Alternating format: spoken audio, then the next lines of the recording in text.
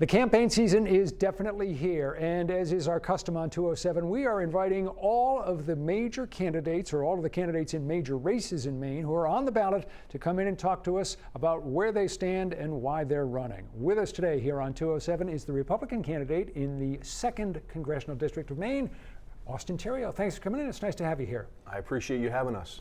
I think the issue that is on virtually everyone's mind is the high cost of living right now. We all know that inflation was running really hot in the last few years. We all know that it has come down and is now at a pretty normal level. So let's sort of look at the other side of that equation, which is lifting up people's incomes, since that would obviously help everyone. The rising tide would lift all boats. What specific steps would you like to see taken to lift incomes in the 2nd District? Well, it's a very important question because we know that real wages have not kept up with inflation. At the end of the day, one of the things that I believe is more important, or just as important, is trying to figure out a way we can get energy costs down. We've seen energy costs continue to increase. In particular, the people that I talk to and the voters in the 2nd District, their electricity prices are going up. And that is a lot to do with some of the developments in regards to solar panels. We've seen that there's actually a tax or a fee on a bill. If you look at it, it's called the I like to call it the solar tax, but it's public policy charge.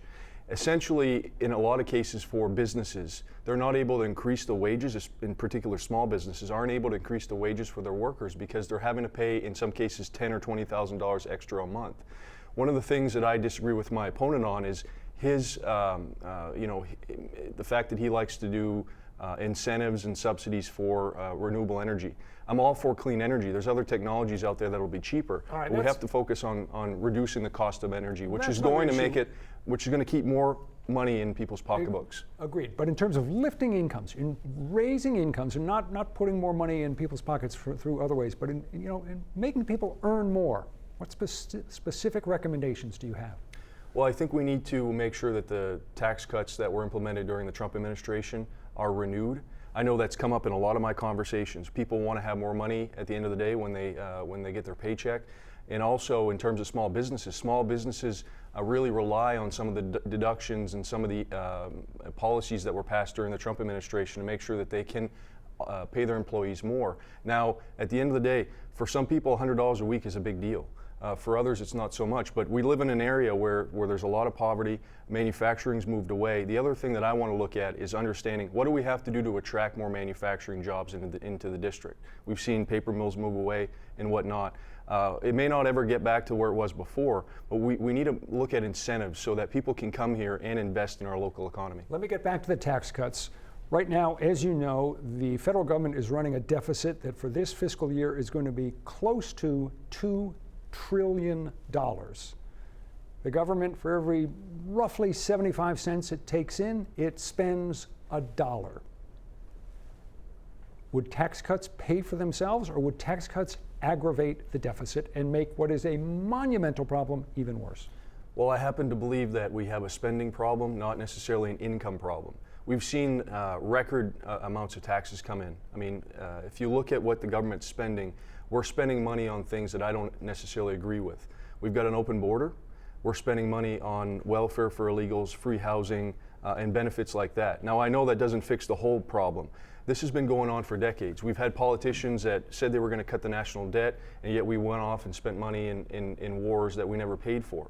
So it's cumulative, now to a point where we're paying more on our interest on the national debt, more than we are actually spending for our entire defense of the United States. You mentioned immigrants and welfare. That would be, as you know, a tiny sliver of federal spending, which is mostly defense, interest on the debt, and entitlement programs. So where, realistically, can you cut federal spending in a way that makes a difference?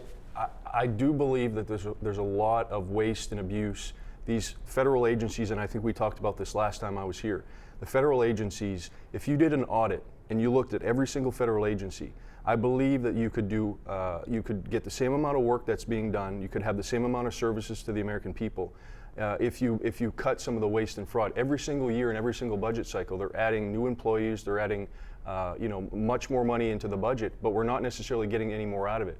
I also believe moving those agencies closer to where the people are. It's been discussed of having these agencies moved closer to certain regions of the country. We need to take power out of Washington, D.C. D.C. has too much power, it spends too much money, and I'm committed to looking at and exploring unique ways that we can make sure we address our national debt. As one looks around the world, sees a lot of trouble spots: Ukraine, Gaza, China, Iran, Russia. There are a lot of threats out there to the United States, and members of Congress have to vote on issues that pertain to those threats and how the U.S. should respond. Really important part of the job. What experience do you have in the field of defense, national security, foreign affairs that qualifies you to be a member of Congress? Well, I believe the couple things there.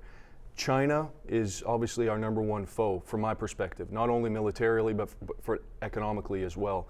What they're doing with Taiwan and the threatening that's going on, we have to watch, because when there's weakness, we've seen it with the administration right now. We have a war going on in Ukraine. We have basically the Middle East is in really rough shape with Hezbollah and Israel fighting.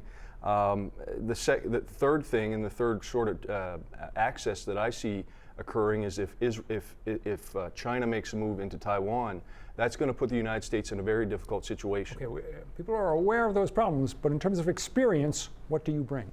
I think common sense. I have business experience. I grew up in a logging family from Fort Kent. At the end of the day, there's a lot of common sense. You have to have strong leadership.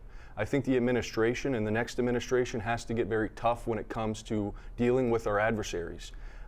Weakness breeds, our adversaries to take measures that they wouldn't have otherwise taken. Right. A lot of people have said that if Trump were to be president, we wouldn't have had the war breaking out in Ukraine, and we wouldn't have what's going on in the Middle East. We want to give all candidates the same amount of time, so we have to leave it there. Austin Theriault, thanks so much for coming in. We appreciate you being here.